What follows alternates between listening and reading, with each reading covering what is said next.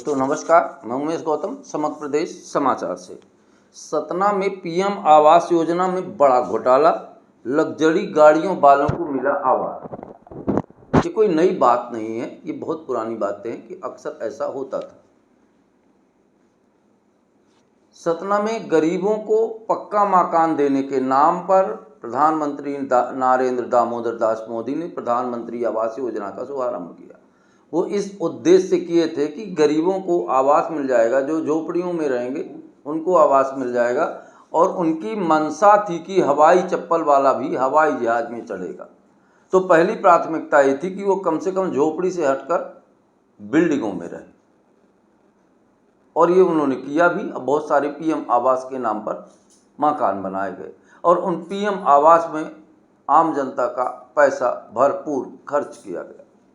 उस पैसे के द्वारा जो आवास बने उसमें नगर निगम सतना ने बहुत ईमानदारी से काम किया। ईमानदार ऐसी थी कि कम से कम 50% अपात्र लोगों को दिया, और सही बात है, उसने किया भी सही, होना भी यही चाहिए थे, क्योंकि सरकार की नीतियों में भ्रष्टाचार का जड़ है। अब तो मैं ये कहने लगा हूँ कि भ्रष्टाचार को भ्रष्टाचार न कहकर अत्याचार कहा जाए। भ्रष्टाचार तो एक सीमा तक होता है जिसे आदमी स्वीकार कर चुका है और उसे संस्कारों में ढाल चुका है। भ्रष्टाचार अब ईश्वर का रूप हो गया है, वो हर जगह विद्यमान है, हर रूप में स्वीकार किया जाता है। तो भ्रष्टाचार तो ठीक है, पर अब भ्रष्टाचार के साथ अत्याचार का रूप ले लिया है। वो मैं बता रहा हूँ सतना नगर निगम की बात, कि ये भ्रष्टाचार से बढ़कर एक अत्याचार जैसा है उन गरीबों के साथ, जिन गरीबों को एक सपना था कि मैं महल में रहूँगा, पक्के घर में रहूँगा, 10 मंजिला इमारत में रहूँगा, उसका सपना था। उस सपने को देखते हुए देश के प्रधानमंत्री ने इस बात का ध्यान दिया और प्रधानमंत्री आवास योजना के अंतर्गत घर बनवाए।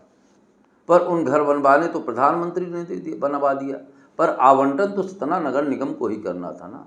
और सतना नगर निगम के कारनामे किसी अजूबे से कम नहीं है। यहाँ कब क्या हो जाए कुछ समझ नहीं आता। सूत्रों की माने तो यहाँ 50% से भी ज़्यादा आवास उन लोगों को दे दिया गया जो एक नहीं कई आवास हैं शहर में उनकी। लग्जरी गाड़ियों से चलते हैं, और कुछ लोग तो किराए पे दे रखे हैं, कुछ लोग तो अपनी अय्याशी के लिए इस्तेमाल करते हैं। गए, घंटे 2 घंटे उन रूमों में ठहरे, उसके बाद वापस आ गए।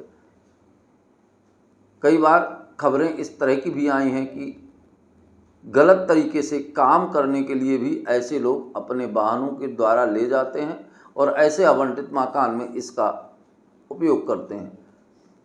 अगर नरेंद्र दामोदर दास मोदी के मन में ये रहा है कि गरीबों को घर मिले और सच्चे दिल से रहा है, तो आज रोती होगी नरेंद्र दामोदर दास की मोदी की आत्मा देखकर सतना के कारनामे।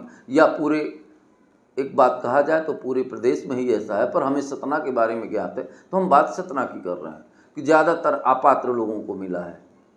और ये देश का दुर्भाग्य भी है कि शासन की योजनाएं शासन में ही लिप्त, शासन के ही कर्मचारियों द्वारा घोट दिया जाता है और शासन उन्हें देखता हुआ चुप रहता है। उसका एक कारण है, कहते हैं कि शासन चलाने वाले और शासन में प्रशासनिक काम करने वाले सभी लोग भ्रष्टाचार में बराबर का हिस्सा लेते हैं, और जब हिस्सा बराबर का है तो काम तो ऐसे ही चलेगा। वहीं डॉक्टर मोहन यादव मध्य प्रदेश के मुखिया मंचों से ऐसे दहाड़ते हैं जैसे कि कोई जंगल का शेर हो। पर पिछवा, अब आगे हम नहीं कह रहे हैं कि क्या कहना चाहिए हमें, एक कहावत जरूर आपको बताएंगे। वही हालत मध्य प्रदेश की है। मध्य प्रदेश में ऐसी कोई जगह नहीं जहां वो आए दिन अपराध ना होते हों। एक आपराधिक हब बन गया है। उन्होंने एक घोषणा और करी थी कि शराब के अहाते बंद करेंगे। अच्छा किया था, पूरे शहर में शराब के अहाते बना दिया। गली, ठेला, चौराहा, मोहल्ला, जहाँ चाहें आप खड़े होकर पी सकते हैं, कोई प्रतिबंध नहीं है। दूसरी तरफ नशा मुक्ति अभियान चलाकर ये बताते हैं कि भैया शराब काफ़ी पिया जाए। नशा मुक्ति अभियान एक दिखावा बनकर रह गया। इसी तरह की इनकी योजनाएं। एक योजना इन्होंने कही कि मांस ठेलों पे नहीं बिकेगा, तो ठीक है भाई, आज चाट के ठेलों जैसे बिक रहा है। तो समझ में नहीं आता कि देश के मुखिया जो मंचों से दहाड़ते हैं, उसके बाद घर आने के बाद या प्रशासन की कार्रवाई या उसको ज़मीन पर अवतरित करने के बाद मिमियाँ आने क्यों लगते हैं, शेरगिरी कहाँ चली जाती है। वहीं मंच से गौ माता की बात करेंगे, रोड में, सड़कों में गौ माताएँ मरी पटी वाहनों से टकरा के पड़ी हैं, कोई उनको उठाने वाला नहीं, गंधे मार रही। फिर कैसे देशभक्त और कैसी बात और कैसे प्रधानमंत्री के आदेशों का पालन। अब ये समझने वाली बात है कि हम इसको किस दृष्टि से देखते हैं।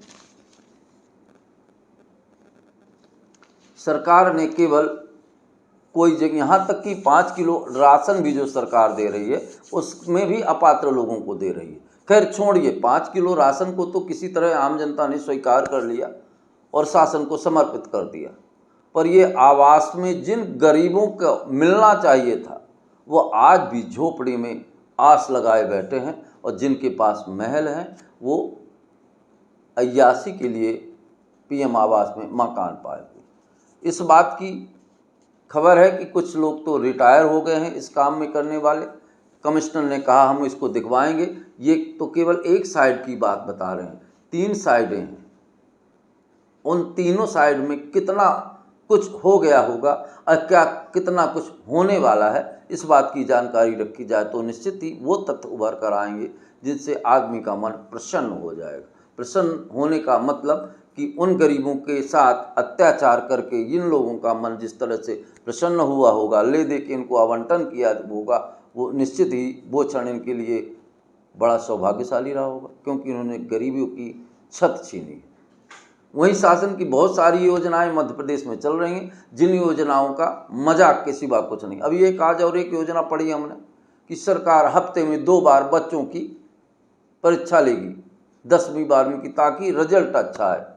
अच्छा कहते हैं, गूंगा गीत गाता है, बहरा राग सुनाता है, लंगड़ा डांस करता है, और मंच से चिल्ला के सब तालियां बजाती है आम जनता।